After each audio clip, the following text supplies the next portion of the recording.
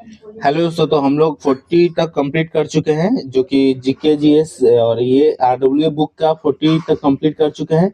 और आज हम लोग करेंगे 41 से अब जितना तक हो सके उतना तक कर सकते हैं। तो चलिए शुरू करते हैं। तो क्वेश्चन नंबर 41 देख लेते हैं। ऋग्वेद में लिखी प्रार्थनाओं को निम्नलिखित में से किस नाम से जाना जाता है? तो इसका आंसर हो जाएगा डी, जो कि सूक्त नाम से जाना जाता है। और सर्वाधिक सर्वाधिक सूक्त ऋग्वेद के 10वें मंडल में है। और ऋग्वेद के 250 सूक्त सर्वाधिक महत्वपूर्ण देवता इंद्र को समर्पित है। और 200 सूक्त दूसरे महत्वपूर्ण देवता जो कि अग्नि को समर्पित है। और 30 सूक्त जो कि तीसरे महत्वपूर्ण देवता जो कि वरुण को समर्पित है। क्वेश्चन नंबर 42, निम्नलिखित में से कौन सा पुरातात्विक स्थल वर्तमान भारत में स्थित नहीं है? तो इसका आंसर हो जाएगा तो इसका इसका आंसर हो जाएगा आपका मेहरगढ़। मेहरगढ़ जो कि वर्तमान स्थिति में बलूचिस्तान जो कि पाकिस्तान में है। और नवपाषाण कालीन स्थल जो कि हल्लूर कर्नाटक में है। और चिरांद सारण बिहार में है, तथा महागढ़ा जो कि उत्तर प्रदेश में स्थित है।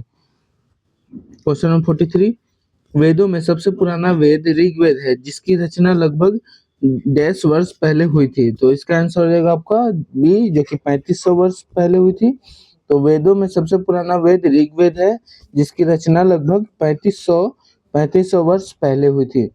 तो ऋग्वेद के अंतर्गत 10 मंडल, 1028 सूक्त तथा लगभग 10,580 ऋचाएं हैं। और ऋग्वेद पढ़ने वाला ऋषि होते हैं होत्री, जो कि ऋषि होत्री कहलाता है। और ऋग्वेद के 2 ब्राह्मण ग्रंथ है। तो ऋग्वेद के अंतर्गत 10 मंडल, 1028 सूक्त तथा लगभग 10,580 ऋचाएं हैं। और ऋग्वेद पढ़ने वाला ऋषि होत्री कहलाता है। और ऋग्वेद के 2 ब्राह्मण ग्रंथ है। क्वेश्चन नंबर 44, डैश शहर कोच के मतलब डैश शहर कच्छ के रन में खादिर बेट, जिसे बेट भी कहा जाता है, पर स्थित था, जहां ताजा पानी और उपयुक्त मिट्टी थी। तो क्वेश्चन नंबर इसका आंसर हो जाएगा बी डी, जो कि धोलावीरा हो जाएगा। धोलावीरा शहर कच्छ के रन में खादिर बेट, जिसे बेट भी कहा जाता है, पर स्थित था, और जहां ताजा पानी और उपजाऊ मिट्टी थी। और धोलावीरा आंसर हो जाएगा। और धोलावीरा से संबंधित महत्वपूर्ण तथ्य देख लेते हैं। धोलावीरा अवस्थित है जो कि कच्छ जो कि गुजरात में है। और खोजकर्ता जो कि धोलावीरा का खोज किए थे जेपी जोशी। और इसे सफेद कुआं जो कि आयत नगर भी कहा जाता है।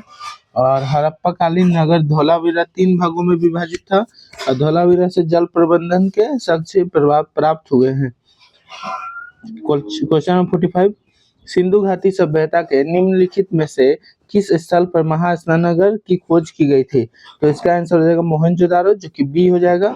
तो सिंधु घाटी सभ्यता के निम्नलिखित में से मोहनजोदारो स्थल पर महास्नानगढ़ की खोज की गई थी। तो मोहनजोदारो, जिसको सिंधी शब्द में मृतकों का टीला भी कहा जाता है, इसका कुछ अन्य फैक्ट देख लेते हैं। मोहनजोदारो नर्तकी की कांस्य मूर्ति जो कि 3 मुख वाला देवता, जो कि पशुपति नाथ की मूर्ति, मातृ देवी की मूर्ति आदि थे। और कालीबंगा जुते हुए खेत और अग्नि पूजा के साक्ष्य आदि। और मतलब कालीबंगा से आपका जुटे हुए खेत का साक्ष्य मिला था, अग्नि पूजा के साक्ष्य मिला था। और लोथल आपका बंदरगाह है। और धान चावल 3 युगल समाधियों के साक्ष्य आदि इसमें लोथल से मिला था। और बनावली आपका मिट्टी से बना मिट्टी से बना हल मिला था।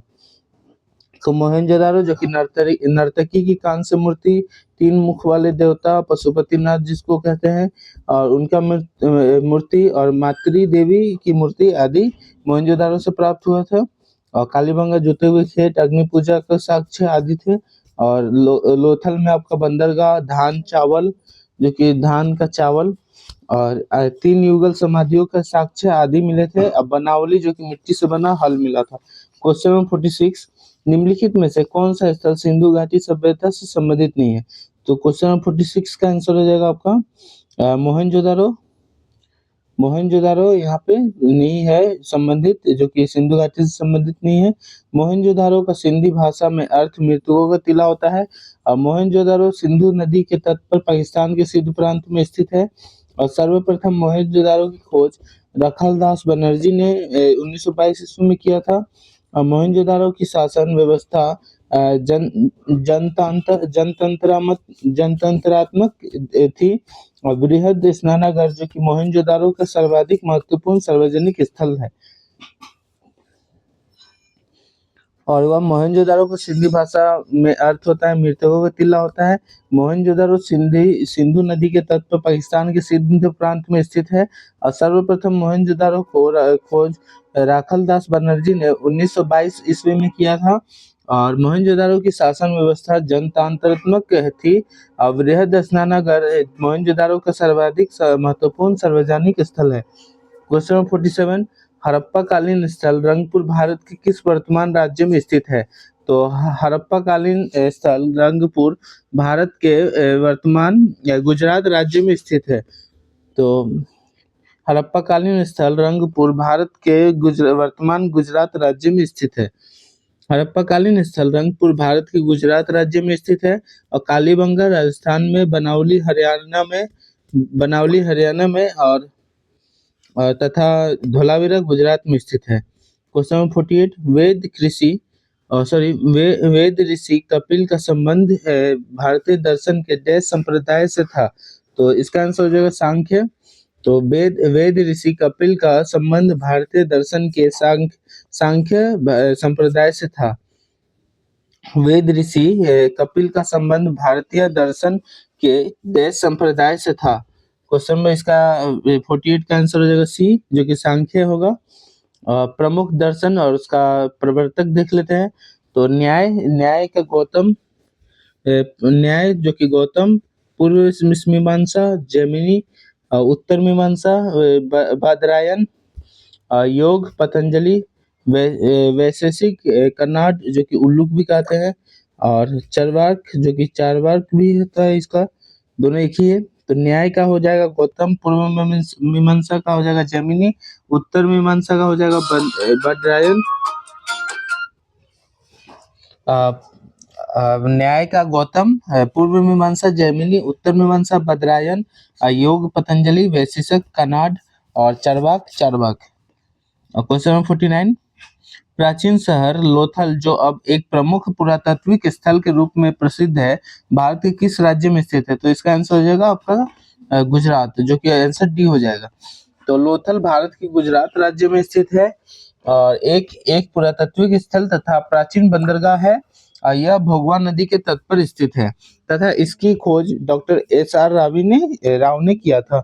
लोथल भारत के गुजरात राज्य में स्थित है, एक पुरातात्विक स्थल तथा प्राचीन बंदरगाह है और इसका खोज डॉक्टर एस.आर. राव ने किया था। तो इसका हो जाएगा अब क्वेश्चन नंबर 50।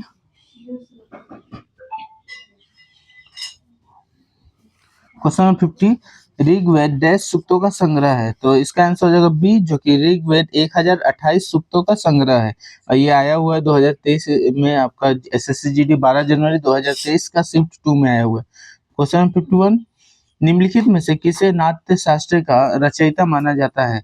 तो क्वेश्चन नंबर से इसका 51 का आंसर हो जाएगा भरत मुनि। निम्नलिखित में से भरत मुनि को नाट्य शास्त्र का रचयिता माना जाता है? निम्नलिखित में से किसे नाट्य शास्त्र का रचयिता माना जाता है? तो इसका आंसर हो जाएगा भरत मुनि, जो कि भरत मुनि का नाट्य शास्त्र सबसे प्राचीन ग्रंथ है, जो अपने विचारों के साथ साथ व्यापक विषयगत समग्रता के परिपूर्ण है। क्वेश्चन नंबर 52, निम्नलिखित में से कौन सा प्राचीन ग्रंथ जिसका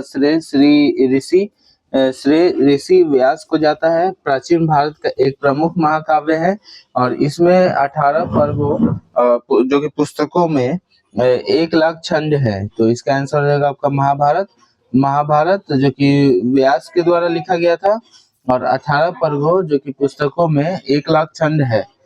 तो ऋग्वेद के मंत्रों के समूह डैश कहलाता है? तो इसका आंसर ऋग्वेद के मंत्रों का समूह सूक्त कहलाता है। सूक्त, जो कि सूक्त 1028 सूक्त होता है। ऋग्वेद में मंत्रों का समूह को सूक्त कहते हैं और ऋग्वेद के अंतर्गत 1028 सूक्त है। क्वेश्चन नंबर 54, निम्नलिखित में से कौन सा वेद मुख्य रूप से बुरी आत्माओं और बीमारियों को दूर करने के लिए जादुई मंत्र एवं आकर्षण का संग्रह होता है? तो इसका आंसर हो जाएगा आपका अथर्ववेद। जो कि SSC-GD 4 फरवरी 2025 शिफ्ट 2 में आया हुआ है। तो इसका आंसर हो जाएगा अथर्ववेद। अथर्ववेद मुख्य रूप से बुरी आत्माओं और बीमारियों को दूर करने के लिए जादू मंत्रों का आकर्षण का संग्रह होता है। तो ऋग्वेद एक ऐसा वेद है जो ऋचाओं में बद्ध है, और यजुर्वेद में यज्ञों के नियम अथवा विद्वानों का संकलन मिलता है, और इस वेद को कर्मकांडीय वेद भी कहा जाता है। और सामवेद में यज्ञों के अवसर पर गाए जाने वाले मंत्रों को संग्रह है। इस वेद को भारतीय संगीत का जनक भी कहा जाता है। अथर्ववेद में ब्रह्म ज्ञान, जो कि धर्म, समाज निष्ठा, औषधि उपयोग, रोग निवारण, जादू व टोना, तंत्र व मंत्र इत्यादि उनके महत्वपूर्ण विषयों का वर्णन है। क्वेश्चन 55, प्रसिद्ध कृति जो कि अर्थशास्त्र का श्रेय निम्नलिखित में से किस प्राचीन भारतीय विद्वान और रणनीतिकार को जाता है? तो इसका आंसर हो जाएगा आपका, इसका आंसर हो जाएगा चाणक्य, जो कि चाणक्य हो जाएगा। रामायण का मुख्य रचनाकार हो जाएगा महर्षि वाल्मीकि। अष्टाध्यायी का हो जाएगा पाणिनि। मालविकाग्नि का हो जाएगा कालिदास। मालविकाग्नि मित्रम का हो जाएगा कालिदास। और 56 का आंसर देख लेते हैं। एक प्रसिद्ध नाटक जो कि अभिज्ञान और संकुटलम निम्नलिखित में से किस शख्सियत द्वारा लिखा गया था? तो 56 का आंसर हो जाएगा आपका यहाँ पे कालिदास, जो कि डी हो जाएगा। और ये देखिए 22 फरवरी 2024 का शिफ्ट 4 में आया हुआ था। तो मुद्र राक्षस का हो जाएगा विशाखादत्त लेखक। और देवी चंद्रगुप्तम का हो जाएगा विशाखा दत्त। और ऋतु संहार का हो जाएगा कालिदास। कुमार संभवम का हो जाएगा कालिदास। मेघदूत का कालिदास। रघुवंश कालिदास।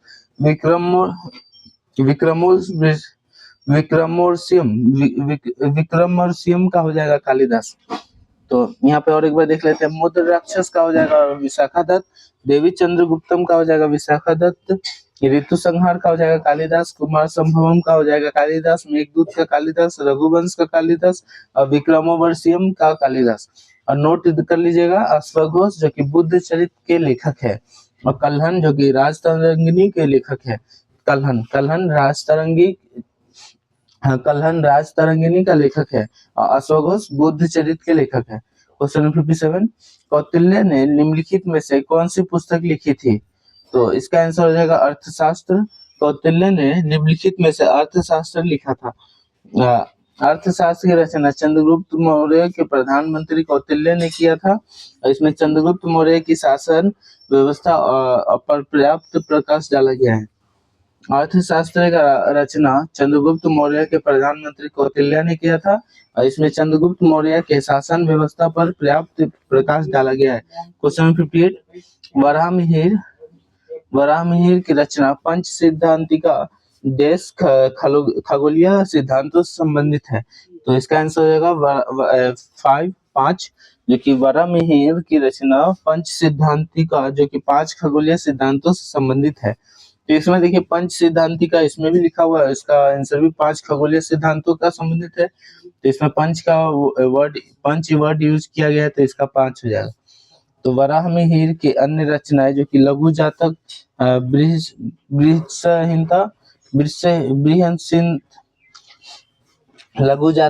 लघु जातक हो जाएगा, बृहत्संहिता हो जाएगा, और बृहत जातक हो जाएगा। क्वेश्चन 59, महाजनपद काल में सामान्यतः फसल का कितना भाग राज्य द्वारा कर के रूप में वसूला जाता था?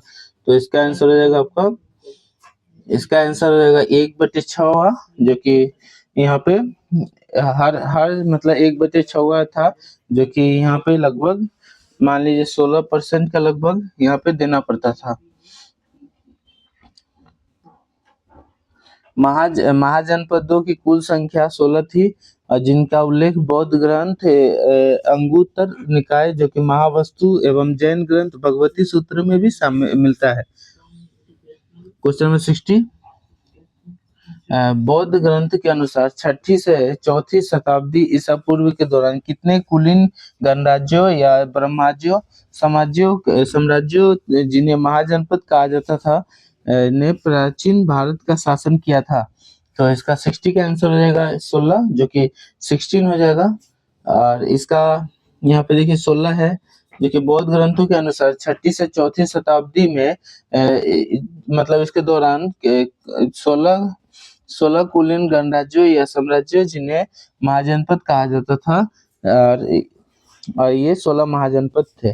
16 महाजनपद का उल्लेख यहाँ पे है, जो कि काशी, कौशल। तो यहाँ पे देखिए काशी है, काशी, पंचाल, कौशल, चेती या फिर चेदी, कंबोज, अस्मक, करु, अवंती, मल, अंग, मत्स्य, वज्जी, मगध, वत्स और सुरसेन, गंधार। मतलब ये 16 जनपद थे। और एक बार देख लेते हैं काशी, पंचाल, कौशल, चेती या फिर चेदी, कंबोज, अस्मक, कुरु, अवंती, मल, अंग, मत्स्य, वज्जी, मगध, वत्स, सुरसेन और गंधार, ये सब 16 जनपद थे। सिकंदर ने किस वर्ष भारत पर आक्रमण किया था? तो इसका आंसर हो जाएगा 326। तो कि सिकंदर ने 326 ईसा पूर्व भारत पर आक्रमण किया था। सिकंदर से संबंधित महत्वपूर्ण तथ्य: यूनानी शासक सिकंदर का भारत पर आक्रमण 326 ईसा पूर्व में हुआ था।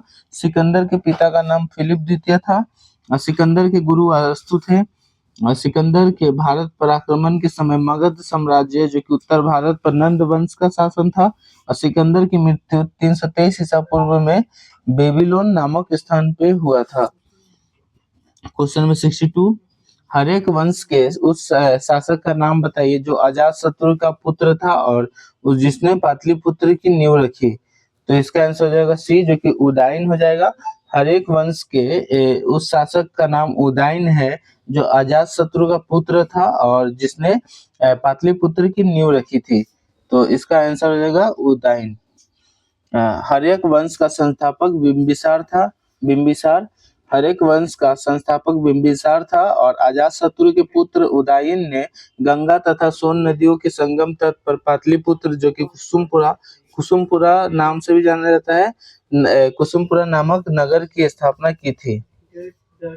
तो और क्वेश्चन नंबर 63, राजगिरी कई वर्षों तक मगध की राजधानी रहा। बाद में राजधानी को देश की स्थानांतरित कर दिया गया। तो इसका आंसर हो जाएगा 63 का बी, जो कि पाटलिपुत्र। राजगिरी कई वर्षों तक मगध की राजधानी रहा, बाद में राजधानी को पाटलिपुत्र स्थानांतरित कर दिया गया। मगध प्राचीन भारत के 16 महाजनपदों में से एक था और इसकी मूल स्थिति मूलतः दक्षिण बिहार के क्षेत्र में थी और प्रारंभ में इसकी राजधानी गिरिब्रज, जो कि राजगिरी थी, और तत्पश्चात पाटलिपुत्र बना। क्वेश्चन नंबर 64, निम्नलिखित में से कौन बज्जी महाजनपद की राजधानी थी? तो इसका आंसर हो जाएगा बी, जो कि वैशाली हो जाएगा। और निम्नलिखित में से वैशाली बज्जी महाजनपद की राजधानी थी। तो यहाँ पे वैशाली हो जाएगा। तो यहाँ पे देखिए प्रमुख महाजनपद देख लेते हैं, उसके बाद उनका राजधानी देख लेते हैं। सूरसेन का राजधानी मथुरा था, वत्स का राजधानी कौशाम्बी था, कुरु का राजधानी इंद्रप्रस्थ था, कौशल का राजधानी श्रावस्ती था या फिर अयोध्या था, मगध का राजधानी गिरिब्रज था या फिर राजगिरी था, और मत्स्य का राजधानी विराटनगर था। और एक बार देख लेते हैं, सूरसेन का राजधानी मथुरा, वत्स का राजधानी कौशाम्बी, कुरु का राजधानी इंद्रप्रस्थ, कौशल का राजधानी श्रावस्ती, मगध का राजधानी गिरिब्रज या फिर राजगिरी, और मत्स्य का राजधानी विराटनगर। क्वेश्चन नंबर 65, निम्नलिखित में से कौन सा 16 महाजनपदों में से एक नहीं था? तो इसका आंसर हो जाएगा कामरूप। कामरूप 16 जनपदों में से नहीं है। कामरूप आपका यहाँ पे असम में पड़ता है। तो क्वेश्चन नंबर यहाँ पे इसका 65 का आंसर हो जाएगा बी, जो कि कामरूप। इसका और भी फैक्ट देख लेते हैं। महाजनपदों की कुल संख्या 16 थी। इन महाजनपदों का उल्लेख बौद्ध ग्रंथ जो कि अंगुत्तर निकाय तथा जैन ग्रंथ भगवती सूत्र में वर्णित है। 16 महाजनपद जो कि अंग, मगध, काशी, वत्स, वज्जी, कौशल, अवंती, मल, पंचाल, चेदी, कुरु, मत्स्य, कंबोज, सुरसेन, अस्मक, गंधार था। 16 जनपद का ये नाम था। क्वेश्चन नंबर 66, वर्धमान महावीर जैन धर्म के अंतिम और देश तीर्थंकर थे। तो इसका आंसर हो जाएगा 24। वर्धमान महावीर जैन धर्म के 24वें अंतिम और 24वें तीर्थंकर थे। तो जैन धर्म के प्रथम तीर्थंकर ऋषभ देव थे। जैन धर्म के 22वें तीर्थंकर अरिस्त नेमि थे और जैन धर्म के 23वें तीर्थंकर पार्श्वनाथ थे। और एक बार देख लेते हैं, जैन धर्म के प्रथम तीर्थंकर ऋषभ देव थे। जैन धर्म के 22वें तीर्थंकर अरिस्त नेमि थे और जैन धर्म के 23वें तीर्थंकर पार्श्वनाथ थे। पार्श्वनाथ थे।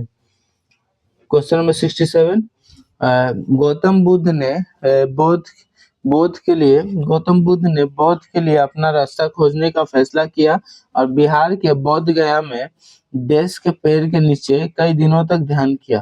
तो इसका आंसर हो जाएगा पीपल। क्वेश्चन नंबर इसका आंसर हो जाएगा ए पीपल। तो इसका जन्म देख लेते हैं इनका। तो प्रमुख घटना और संबंधित प्रतीक चिन्ह। तो जन्म का संबंधित चिन्ह था कमल एवं सांड। और ज्ञान का था पीपल, जो कि बोधि वृक्ष भी कहा जाता है। और गृह त्याग का प्रतीक चिन्ह था घोड़ा। निर्वाण का प्रतीक चिन्ह था पद चिन्ह। और मृत्यु, जो कि परिनिर्वाण भी कहा जाता है, इसका स्तूप था। और नोट, गौतम बुद्ध ने ज्ञान प्राप्ति के लिए गया, जो कि बिहार में है, नामक स्थान पर निरंजना नदी के तट पर पीपल, जो कि बोधि वृक्ष के नीचे समाधि लगाई थी। तो इसका आंसर हो जाएगा 68। देख लेते हैं, गौतम बुद्ध ने अपनी शिक्षा सामान्य लोगों की देश भाषा में दी। तो इसका आंसर हो जाएगा ए, जो कि पाली में दिया था। गौतम बुद्ध ने सामान्य लोगों को शिक्षा पाली भाषा में दिए थे। तो गौतम बुद्ध ने आम जनता की भाषा पाली में अपने उपदेश दिए थे। और गौतम बुद्ध ने सर्वाधिक उपदेश कौशल राज्य की राजधानी श्रावस्ती में दिए थे। क्वेश्चन नंबर 69, निम्नलिखित में से किस बौद्ध ग्रंथ में बौद्ध भिक्षुओं तथा मठवासिनियों के लिए नियमों का उल्लेख किया गया है? तो इसका आंसर होगा धम्मपद में, जो कि निम्नलिखित में से धम्मपद बौद्ध ग्रंथ में बौद्ध भिक्षुओं और मठवासिनियों के लिए नियमों का उल्लेख किया गया है, धम्मपद। तो यहाँ पे और भी देख लेते हैं, सुत्त पिटक, इसमें बौद्ध धर्म का सिद्धांतों का उल्लेख वर्णित है। विनय पिटक, जो कि इसमें बौद्ध मठों में रहने वाले भिक्षु और भिक्षुणियों हेतु अनुशासन संबंधित नियम वर्णित है। और अभिधम्म पिटक, जो कि इसमें बौद्ध मतों की दिशा दार्शनिक व्याख्या, जो कि महात्मा बुद्ध के उपदेश तथा सिद्धांतों से संबंधित नियम वर्णित है। क्वेश्चन नंबर 70, जैन धर्म के नियमों का पालन करना निम्नलिखित में से किसके लिए अधिक कठिन था? तो इसका आंसर हो जाएगा सी, जो कि किसानों के लिए अधिक कठिन था। तो जैन धर्म के नियमों का पालन करना किसानों के लिए अधिक कठिन था। तो पंच महाव्रत, जो कि अनुव्रत, अहिंसा, सत्य, अपरिग्रह, अस्थेय ब्रह्मचर्य तथा त्रिरत्न सम्यक ज्ञान, सम्यक दर्शन और सम्यक आचरण भी जैन धर्म से संबंधित है। क्वेश्चन नंबर 70, जैन धर्म में 10 लक्षण तथा 7 शील व्रतों का भी उल्लेख है। क्वेश्चन नंबर 71, निम्नलिखित में से जैन धर्म के अंतिम तीर्थंकर कौन थे? तो इसका आंसर हो जाएगा बी, जो कि महावीर थे। जैन धर्म के 24वें व अंतिम तीर्थकार महावीर स्वामी थे। जैन धर्म के 23वें तीर्थंकर पार्श्वनाथ थे। और जैन धर्म के 22वें तीर्थंकर अरिष्ट नेमि थे। जैन धर्म के 21वें तीर्थंकर नेमिनाथ थे। और जैन धर्म के द्वितीय तीर्थंकर अजितनाथ थे। और जैन धर्म के प्रथम तीर्थंकर ऋषभदेव, जो कि आदिनाथ थे। क्वेश्चन नंबर 72, बुद्ध शाक्यगण नामक एक छोटे गण से संबंधित थे और एक देश थे। तो इसका आंसर हो जाएगा बुद्ध शाक्यगण नामक एक छोटे गण से संबंधित थे और एक क्षत्रिय थे। तो बुद्ध शाक्यगण नामक एक छोटे गण से संबंधित थे और एक क्षत्रिय थे। तो बुद्ध शाक्यगण से संबंधित एवं एक क्षत्रिय थे। इनके पिता शुद्धोधन, जो कि कपिलवस्तु के शाक्यों के गणराजा थे। क्वेश्चन नंबर 73, भगवान महावीर ने 10 वर्ष की आयु में घर छोड़ दिया था और ज्ञान की तलाश में वे एक वन में रहने चले गए। तो इसका आंसर है ए, जो कि 30 वर्ष के भगवान महावीर ने 30 वर्ष की आयु में घर छोड़ दिया था और ज्ञान की तलाश में वे एक वन में रहने चले गए थे। तो इनका आंसर है 30। तो भगवान महावीर से संबंधित महत्वपूर्ण तथ्य। तो जन्म जन्म हुआ था कुंदग्राम वैशाली बिहार में। भगवान महावीर का जन्म कुंदग्राम जो कि वैशाली के बिहार में हुआ, बिहार के वैशाली में हुआ था। पिता का नाम सिद्धार्थ, माता का नाम त्रिशला, पत्नी का नाम यशोदा, पुत्री का नाम प्रियदर्शना और प्रियदर्शनी होता है, और दामाद का नाम जमाली। मृत्यु पावापुरी जो कि राजगीर बिहार में हुआ था। गृह त्याग 30 वर्ष की आयु में बड़े भाई नंदीवर्धन की आज्ञा से। ज्ञान प्राप्ति कैवल्य जो कि 30 वर्ष की अवस्था में गृह त्याग के पश्चात 12 वर्ष कठोर तपस्या के बाद 42 वर्ष की अवस्था में रिजुपालिका नदी के तट पर साल वृक्ष के नीचे जिरेम्बिक ग्राम में हुआ था। और रिपीट कर लेते हैं। भगवान महावीर से संबंधित महत्वपूर्ण तथ्य। भगवान महावीर जी का जन्म कुंदग्राम वैशाली में बिहार में हुआ था। पिता का नाम सिद्धार्थ, माता का नाम त्रिशला, पत्नी का नाम यशोदा, पुत्री का नाम प्रियदर्शना, दामाद का नाम जमाली। मृत्यु हुआ था पावापुरी जो कि राजगीर बिहार में। गृह त्याग 30 वर्ष की आयु में बड़े भाई नंदीवर्धन की आज्ञा से। और ज्ञान प्राप्ति कैवल्य जो कि 30 वर्ष की अवस्था में गृह त्याग के पश्चात 12 वर्ष कठोर तपस्या के बाद 42 वर्ष की अवस्था में रिजुपालिका नदी के तट पर साल वृक्ष के नीचे जिरिम्बिक ग्राम में हुआ था। क्वेश्चन नंबर 74, बोध गया एक महत्वपूर्ण बौद्ध तीर्थ स्थल है, क्यों है? तो 74 का आंसर हो जाएगा आपका 74 का आंसर हो जाएगा बी, जो कि यहाँ गौतम बुद्ध का ज्ञान प्राप्त हुआ था। तो बोध गया में गौतम बुद्ध को ज्ञान की प्राप्ति हुई थी। इनका जन्म 563 ईसा पूर्व जो कि इक्ष्वाकु वंशीय क्षत्रिय शाक्य कुल के राजा शुद्धोधन के घर पर हुआ था। इनकी मां का नाम महामाया था, जिनका निधन इनके जन्म के 7वें दिन हो गया था। क्वेश्चन नंबर 75, निम्नलिखित में से किसने वज्जी पर प्रस्तावित हमले के बारे में सलाह लेने के लिए बुद्ध से मुलाकात की? तो इसका आंसर हो जाएगा बी, जो कि वत्सकार। निम्नलिखित में से वत्सकार वज्जी पर प्रस्तावित हमले के बारे में सलाह लेने के लिए बुद्ध से मुलाकात की थी। तो निम्नलिखित में से वत्सकार वज्जी पर प्रस्तावित हमले के बारे में सलाह लेने के लिए बुद्ध से मुलाकात की थी। हरेक वंश के प्रमुख शासक अजातशत्रु ने अपने मंत्री वत्सकार को गौतम बुद्ध के पास भेजा था, और वत्सकार की गौतम बुद्ध से भेंट राजगिरी के समीप गिरिकूट नामक पर्वत पर हुई थी। क्वेश्चन नंबर 76, निम्नलिखित में से कौन मगध के सिंहासन के लिए राजा बिंबिसार के उत्तराधिकारी था? तो क्वेश्चन नंबर 76 का आंसर हो जाएगा आपका बी, जो कि अजातशत्रु मगध के सिंहासन के लिए राजा बिंबिसार का उत्तराधिकारी था। तो अजातशत्रु बिंबिसार का उत्तराधिकारी था। तो बिंबिसार को मगध साम्राज्य की सत्ता का वास्तविक संस्थापक भी माना जाता है। बिंबिसार की हत्या इसके पुत्र अजातशत्रु ने कर दी थी, और वह 492 ईसा पूर्व में मगध की राजगद्दी पर बैठा था। और अजातशत्रु के समय में ही राजगिर की सप्तपूर्णी गुफा में प्रथम बौद्ध संगति का आयोजन हुआ था। क्वेश्चन नंबर 77, हरेक राजवंश की किस शासक ने इसके आसपास के कई महत्वपूर्ण और शक्तिशाली राज्य जैसे कौशल, काशी, वज्जी पर कब्जा कर लिया था? तो इसका आंसर हो जाएगा आपका डी, जो कि अजातशत्रु होगा। और हरेक वंश के अजातशत्रु ने इसके आसपास के कई महत्वपूर्ण और शक्तिशाली राज्यों जैसे कौशल, काशी और वज्जी पर कब्जा कर लिया था। तो इसका आंसर हो जाएगा अजातशत्रु। हरेक वंश के 3 महत्वपूर्ण शासक थे, बिंबिसार, अजातशत्रु और उदयन थे। बिंबिसार हरेक वंश का प्रथम शक्तिशाली शासक था, और जैन साहित्य में बिंबिसार को श्रेणिक कहा गया है। श्रेणिक। अजातशत्रु का उपनाम कुनिक था, कुनिक। ऐसे पितृहिंसा शासक कहा गया था। और अजातशत्रु जैन मटानुयायी था, और हर्यक वंश के अंतिम शासक उदयन का पुत्र नागदशक था। तो जैनियों के दिगंबर संप्रदाय द्वारा क्वेश्चन 78, जैनियों के दिगंबर संप्रदाय द्वारा पर्यूषण पर्व का आयोजन 10 दिनों के लिए किया जाता है। तो इसका आंसर हो जाएगा 10। जैनियों के दिगंबर संप्रदाय द्वारा पर्यूषण पर्व का आयोजन 10 दिनों के लिए किया जाता है। तो जैन धर्म दो संप्रदायों में विभक्त था, जो कि श्वेतांबर जो कि सफेद वस्त्र पहनने वाला और दिगंबर जो कि नग्न अवस्था में रहने वाला। तो जैन धर्म के दो संप्रदाय विभक्त था, जो कि श्वेतांबर और दिगंबर।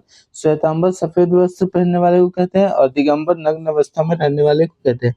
क्वेश्चन नंबर 79, प्रसिद्ध पुस्तक जो कि अर्थशास्त्र हमें बताती है कि मौर्य काल के दौरान उत्तर पश्चिम कंबलों और डैश अपने सोने की एवं कीमती पत्थरों के लिए महत्वपूर्ण था।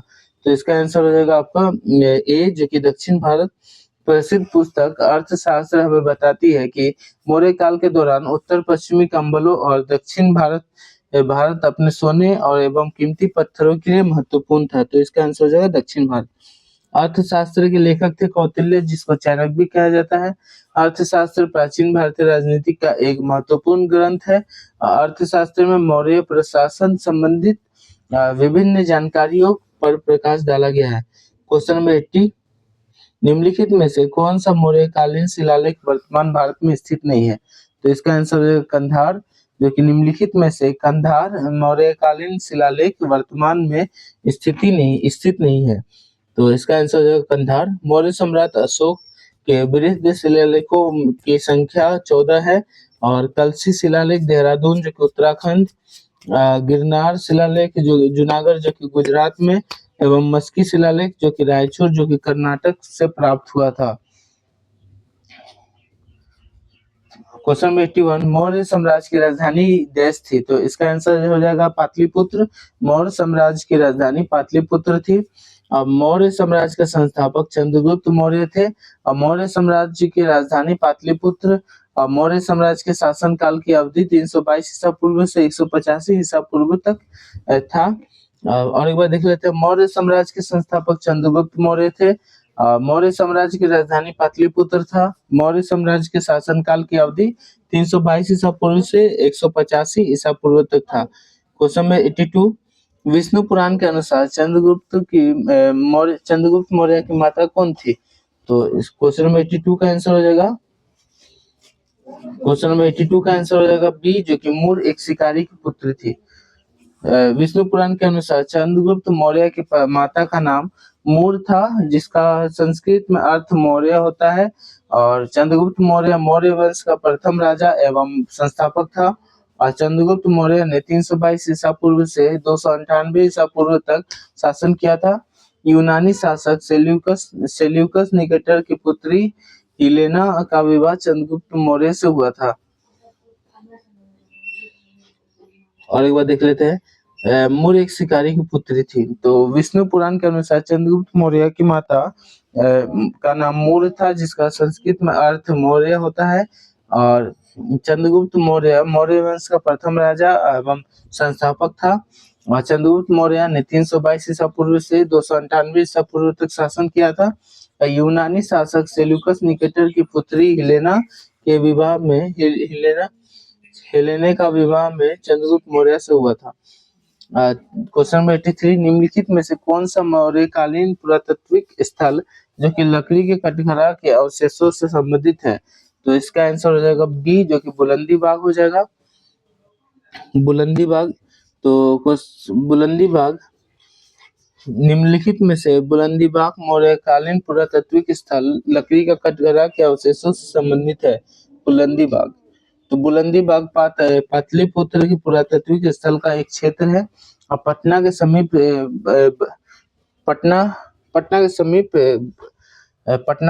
बुलंदी बाग का कुम्हार के में की गई खुदाई में लकड़ी का विशाल भवनों का अवशेष प्राप्त हुआ है। और बुलंदी बाग में मौर्य सम्राट चंद्रगुप्त मौर्य के लकड़ी से निर्मित भव्य महल का भग्नावशेष खुदाई में प्राप्त हुए हैं। क्वेश्चन नंबर 84, मौर्य साम्राज्य का अंतिम शासक निम्नलिखित में से कौन था? तो इसका आंसर हो जाएगा बृहदर्थ। मौर्य साम्राज्य का अंतिम शासक निम्नलिखित में से बृहदर्थ था। तो वर्ष 185 ईसा पूर्व में अंतिम मौर्य शासक बृहदत्त की हत्या उसके सेनापति पुष्यमित्र शुंग ने की, जिसके बाद शुंग वंश की स्थापना हुई। तो इसका क्वेश्चन नंबर 84 का आंसर हो जाएगा बृहदत्त वर्ष 185 ईसा पूर्व में अंतिम मौर्य शासक बृहदत्त की हत्या उसके सेनापति पुष्यमित्र शुंग ने की, उसके बाद शुंग वंश का स्थापना हुई थी। क्वेश्चन नंबर 85, निम्नलिखित में से कौन मौर्य साम्राज्य का दूसरा शासक था? तो क्वेश्चन नंबर 85 का आंसर हो जाएगा बी, जो कि बिंदुसार। बिंदुसार मौर्य साम्राज्य का दूसरा शासक था। मौर्य साम्राज्य का शासनकाल की अवधि देख लेते हैं। तो मौर्य साम्राज्य के शासनकाल की अवधि 322 ईसा पूर्व से 185 ईसा पूर्व तक हुआ था। मौर्य साम्राज्य का शासनकाल की अवधि 322 ईसा पूर्व से 185 ईसा पूर्व तक था। चंद्रगुप्त मौर्य का शासनकाल की अवधि 322 ईसा पूर्व से 298 ईसा पूर्व तक था। बिंदुसार के शासनकाल की अवधि 298 ईसा पूर्व से 273 ईसा पूर्व तक था। और उसके बाद बृहदत्त के 273 ईसा पूर्व से 185 ईसा पूर्व तक शासन था। क्वेश्चन नंबर और अशोक के शासनकाल की अवधि 273 से 232 ईसा पूर्व तक था। अशोक का वास्तविक राज्याभिषेक 269 ईसा पूर्व में हुआ था। क्वेश्चन नंबर 86, अशोक के धम्म में भगवान की पूजा या बलिदान का प्रदर्शन, तो इसका आंसर हो जाएगा ए, जो कि शामिल नहीं था।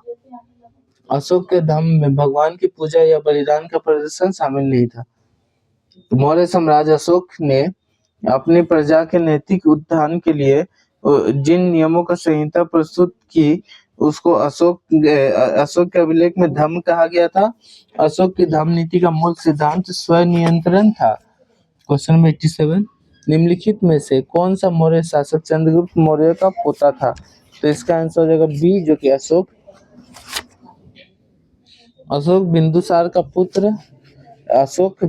का पुत्र एवं चंद्रगुप्त मौर्य का पोता था तथा अशोक की माता का नाम शुभद्रांगी था।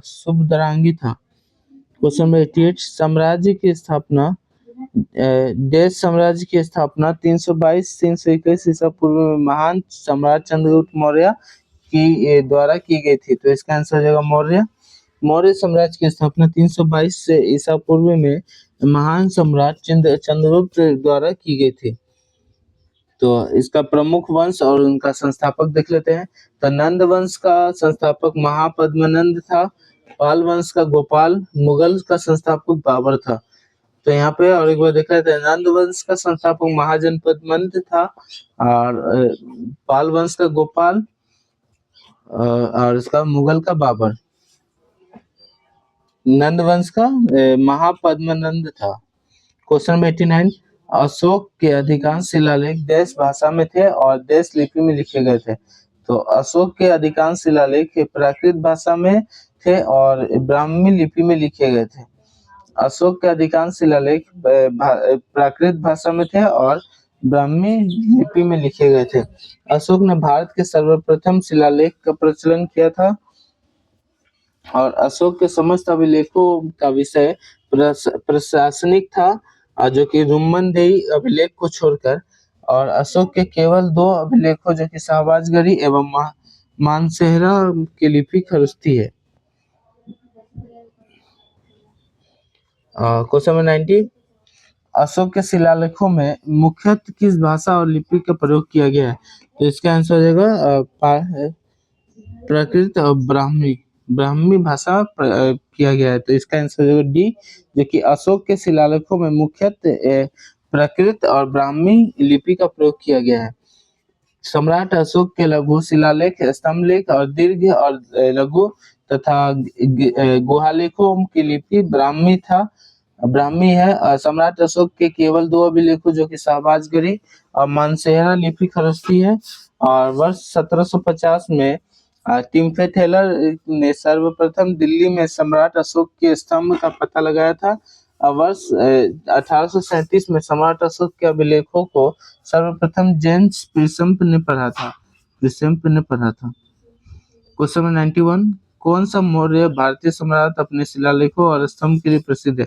तो इसका आंसर हो जाएगा अशोक, जो कि अशोक हो जाएगा। अशोक मौर्य भारतीय सम्राट के अपने शिलालेखों और स्तंभों के लिए प्रसिद्ध है। मौर्य सम्राट अशोक वृद्ध शिलालेखों की संख्या 14 एवं दीर्घ स्तंभ लेखी की संख्या 7 है। क्वेश्चन नंबर 92, अशोक के अभिलेखों में कितने शिलालेख शामिल है? तो इसका आंसर हो जाएगा 33। अशोक के अभिलेखों में 33 शिलालेख शामिल है। भारत में शिलालेख का प्रचलन सर्वप्रथम सम्राट अशोक ने किया था। सम्राट अशोक के अभिलेख जो कि राज्य देश के रूप में जारी किए गए थे। सम्राट अशोक प्रथम शासक था जिसने अभिलेखों के माध्यम से जनता को संबोधित किया था। और नोट में देख लेते हैं, सम्राट अशोक के वृहद शिलालेखों की संख्या 14 है। क्वेश्चन नंबर 93, मौर्य साम्राज्य के चंद्रगुप्त मौर्य के गुरु कौन थे? तो मौर्य साम्राज्य के चंद्रगुप्त मौर्य के गुरु कौटिल्य थे। मौर्य साम्राज्य के चंद्रगुप्त मौर्य के गुरु कौटिल्य थे। मौर्य साम्राज्य के संस्थापक चंद्रगुप्त मौर्य के गुरु कौटिल्य थे। इनका अन्य नाम चाणक्य और विष्णुगुप्त भी था। मौर्य साम्राज्य के संस्थापक चंद्रगुप्त मौर्य के गुरु कौटिल्य थे। इनका अन्य नाम चाणक्य और विष्णुगुप्त भी था। क्वेश्चन नंबर 94, मौर्य साम्राज्य के सम्राट अशोक की देश के अनुयायी थे। तो इसका आंसर हो जाएगा, तो इसका आंसर है डी, जो कि बौद्ध धर्म के अनुयायी थे। मौर्य सम्राट अशोक से संबंधित महत्वपूर्ण तथ्य देख लेते हैं। अशोक का राज्याभिषेक 269 ईसा पूर्व में हुआ था। अशोक ने अपने राज्याभिषेक के 8वें वर्ष, जो कि 261 ईसा पूर्व में कलिंग पर आक्रमण किया था। और अशोक को देवनाम्पीय प्रियदर्शी देवताओं का प्रिय का उपनाम से भी जाना जाता था। अशोक के बौद्ध धर्म की दीक्षा उपगुप्त नामक बौद्ध भिक्षु ने दी थी। मौर्य सम्राट अशोक के संबंधित महत्वपूर्ण तथ्य, अशोक का राज्याभिषेक वर्ष 269 ईसा पूर्व में हुआ था। अशोक ने अपने राज्याभिषेक के 8वें वर्ष 261 ईसा पूर्व में कलिंग पर आक्रमण किया था। और अशोक को देवनाम्पीय प्रियदर्शी देवताओं का प्रिय उपनाम से भी जाना जाता है। और अशोक के बौद्ध धर्म की दीक्षा उपगुप्त नामक बौद्ध भिक्षु ने दी थी। क्वेश्चन नंबर 95, भारत में मौर्य साम्राज्य की स्थापना 322 ईसा पूर्व में हुई थी और इसकी राजधानी पाटलिपुत्र थी, जिसे अब देश के नाम से जाना जाता है। तो इसका आंसर हो जाएगा डी, जो कि पटना के नाम से जाना जाता है। क्वेश्चन नंबर 96, वह अंतिम मौर्य राजा कौन था जिसका हत्या उसके प्रधान सेनापति ने किया था और जिसके परिणाम स्वरूप शुंग वंश की स्थापना हुई? तो इसका आंसर हो जाएगा क्वेश्चन नंबर 96 का आंसर हो जाएगा बृहदर्थ, जो कि शुंग वंश का स्थापना हुआ था। मतलब वह अंतिम राजा कौन था जिसका हत्या एवं उसके प्रधान सेनापति ने किया था? तो बृहदर्थ का हत्या उसके सेनापति ने किया था, जिसका नाम पुष्यमित्र सिंह था। और उसके बाद शुंग वंश का स्थापना हुआ। तो पुष्यमित्र शुंग मौर्य वंश के अंतिम राजा बृहदर्थ का सेनापति था। और पुष्यमित्र शुंग ने 185 ईसा पूर्व में अंतिम मौर्य राजा बृहदर्थ की हत्या करके शुंग वंश की स्थापना की थी। क्वेश्चन 97, निम्नलिखित में से किस मौर्य शासक ने बौद्ध धर्म के प्रचार प्रसार का बीड़ा उठाया? तो इसका आंसर हो जाएगा बी, जो कि अशोक बौद्ध धर्म का अनुयायी था। बौद्ध धर्म के प्रचार प्रसार के लिए अशोक ने धर्म प्रचारक अन्य स्थानों पर भेजे थे। अशोक द्वारा भेजे गए प्रमुख धर्म प्रचारक, जो कि आपका धर्म प्रचारक का नाम और स्थान, जो कि महाधर्म रक्षित महाराष्ट्र में भेजे गए थे। महेंद्र व संघमित्रा श्रीलंका में भेजे गए थे। महारक्षित यवन देश में भेजे गए थे। सोना एवं उत्तरा सुवर्ण भूमि में। और मंजिम आपका हिमालयवर्ती देश में। तो क्वेश्चन 98, अशोक ने अपने शिलालेख में उल्लेख किया है कि उसने राजा बनने के 10 बाद कलिंग पर विजय प्राप्त की थी। तो इसका आंसर हो जाएगा 8 वर्ष बाद अशोक के 13वें शिलालेख से कलिंग युद्ध के बारे में विस्तृत जानकारी प्राप्त होती है। अशोक ने अपने राज्याभिषेक के 8वें वर्ष लगभग 261 ईसा पूर्व में कलिंग पर आक्रमण करके विजय प्राप्त किया था। क्वेश्चन नंबर 99, निम्नलिखित मौर्य सम्राटों में से किसे प्रियदर्शी के नाम से भी जाना जाता था? तो इसका आंसर हो जाएगा डी, जो कि अशोक। अशोक को सामान्यतः उसके अभिलेखों में देवनानपिय प्रियदर्शी के नाम से भी जाना जाता था। क्वेश्चन नंबर 100, निम्नलिखित में से किस राजा के शासनकाल में सांची का महान स्तूप बनाया गया था? तो इसका आंसर हो जाएगा ए, जो कि निम्नलिखित में से यहाँ अशोक राजा के शासनकाल में सांची का महान स्तूप बनाया गया था। सांची का महान स्तंभ ये मध्य प्रदेश में है। सांची का स्तूप रायसेन, जो कि मध्य प्रदेश में स्थित है। वर्ष 1989 में सांची के स्तूप को यूनेस्को द्वारा विश्व धरोहर स्थल घोषित किया गया था। तो दोस्तों हम लोग क्वेश्चन 100 तक कंप्लीट कर चुके हैं और जो बचा हुआ है वो हम लोग कल देखते हैं। तो आशा करता हूँ वीडियो अच्छा लगा होगा और ऐसे ही हम लोग ये पूरा बुक को खत्म करेंगे जो कि 235 पेज का है और अभी हम लोग 13 पेज कंप्लीट कर चुके हैं और हिंदी का भी हम लोग बुक खत्म कर रहे हैं, उसका भी सोल्यूशन ले रहे हैं।